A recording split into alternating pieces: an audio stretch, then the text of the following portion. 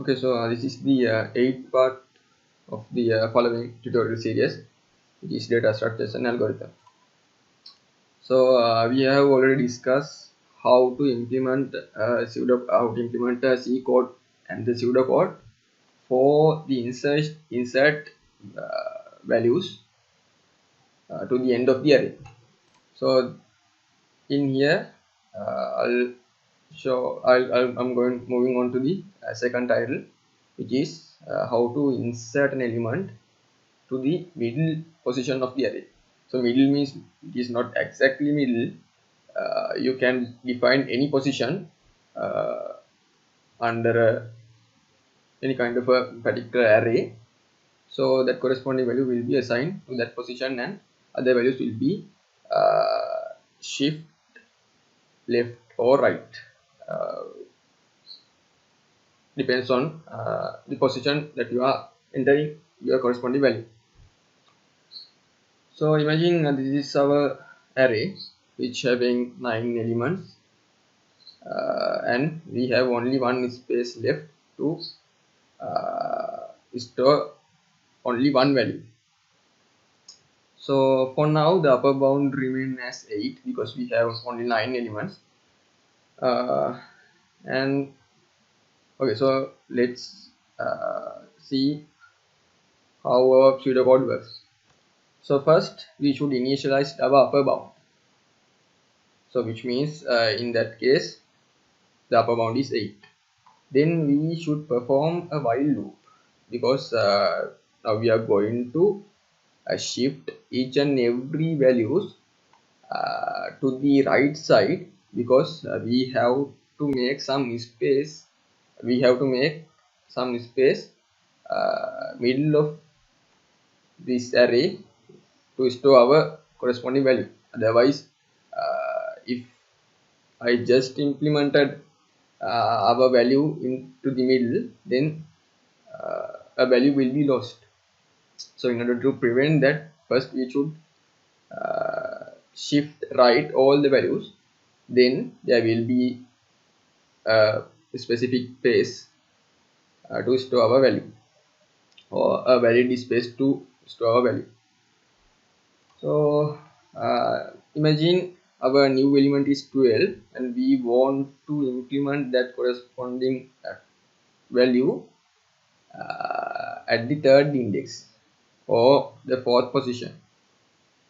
So basically we can't just call index for 12 because otherwise the 5 will be erased, 5 will be lost and 12 will be implemented, which is what we want.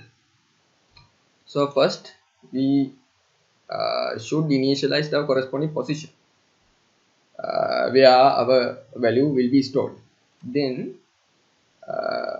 step by step we should shift right that values which consisting the array. So first the 9 will be go to the next position, which means the ninth index. So likewise 8 will be go to the 8th index, then 5 will be go to the second index. Likewise the all the remaining elements will be switch position by 1. So now after switching all the positions, the array will be look like this. So the 9 will be in the 9th index, 8 will be in the 8th index, 5 will be in the 7th index. Likewise all the index will be replaced by one index. So if you can see here, if you notice here, the 5 will be duplicated. The 5 is being duplicated because we switched every elements by 1, then 5 also will be switched by 1. So the 5 will be remain by its own value, and the new value also will be 5. So there will be duplicated 5 values. But now we can replace this 5 by the 12. So there will be 2, 10, 1, 12, 5, 8, 16, 5, 8 and 9, which means we have successfully implemented our new integer value uh, onto the middle of the array. So this is the process, and this is how we define our process by using a pseudocode. So this while loop represent this shifting process. So it will shift all the values uh, until to the position. Then after that while loop, the upper bound will be increased by 1 because now we have completed our array by adding another value. So there should be increased upper bound also, otherwise it will be wrong. And after initializing our shift process, now we can replace this corresponding value, which means now we can integrate our new value to this position. So there will be 12 or any kind of a value you enter. Okay, so this is basically how our pseudocode looks like to our insertion process of the array. So let's move to the C code. So this is how our C code looks like after implementing it. Let's see about it also. Okay, so let's do our C code again. So first we can include our preprocessor stdio.h, which is our header file. Then we can define our max value, which is 10. Then the void int function, then int array, which consisting of all the max values. So in the default state, I'll give this some kind of values, 9, let's say 12, 13, 10, and 5, 1, 2, 3, 4, 5, 6, 7, 8, 9. So I have initialized 9 values as the default array. So I have only one space left to store a new value. So to get new value, I'll define another variable as a num, and to get the position, I'll define a variable like position. And in order to initialize the upper bound, I'll define variable like upper bound. And our looping processes, I'll define a variable like height. So now I can print some message over here, enter number. So now I can get input from the user and store that input at the num variable. And the same process for the position. So the position should be input by using indexes.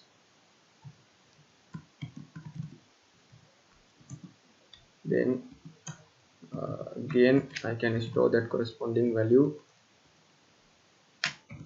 at the position variable.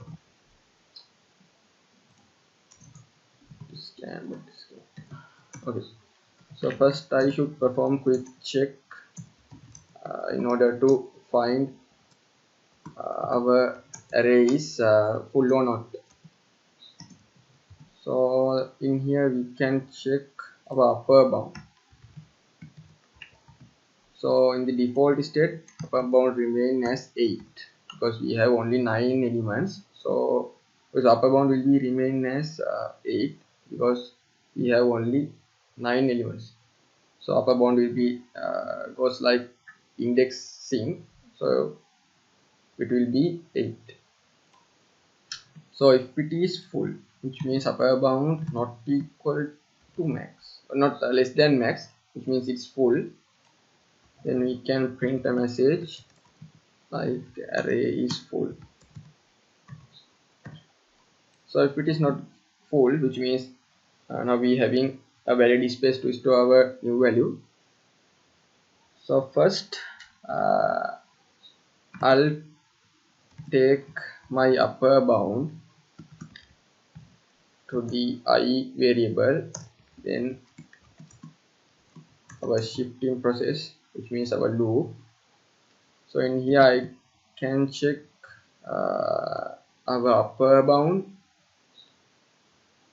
is greater than or equal to the position, like this. Then sorry, it's not the upper bound but the I variable is greater than or equal to the position. So if it is greater than or equal to the position, so now we can perform our shifting process. So the each and every elements which consisting on the array should be shifted one by one to the right side. So this is the line for that purpose. And after we shift one value each time, we should decrement a die. Otherwise, the shifting will be in the same position, which is what we not quite expecting. The shifting process should be go to the left side, and the value should be shifted right side. So after performing our while loop, now there is a valid space to insert our newly entered number or value. So in order to do that, we can store our value at the array position like this. So before initialize this value or after initializing this value, we should increment the upper bound also, because the upper bound has been increased by 1. So this is the C code for our inserting process. So in order to check whether it has been inserted or not, we can quickly perform a for loop.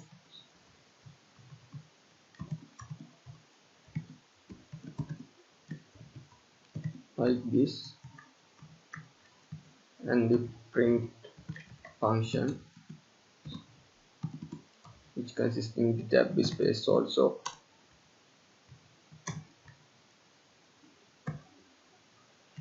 So now we are printing the array elements, so arri.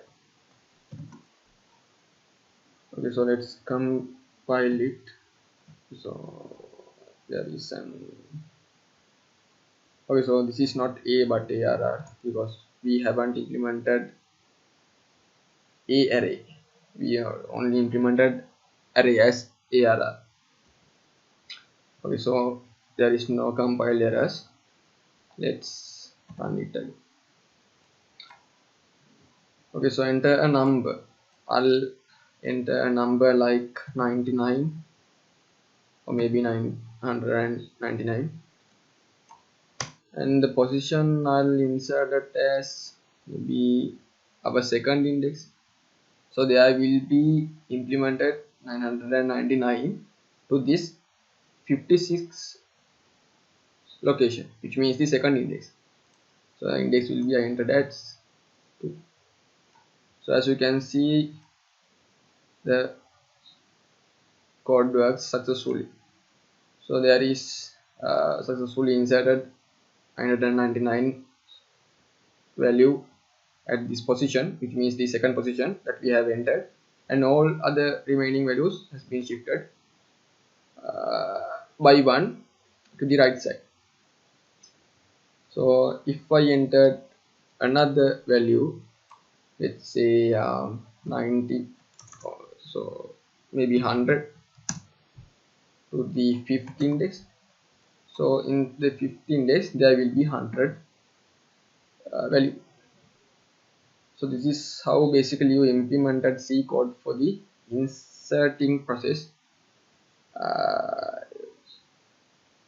by using an array.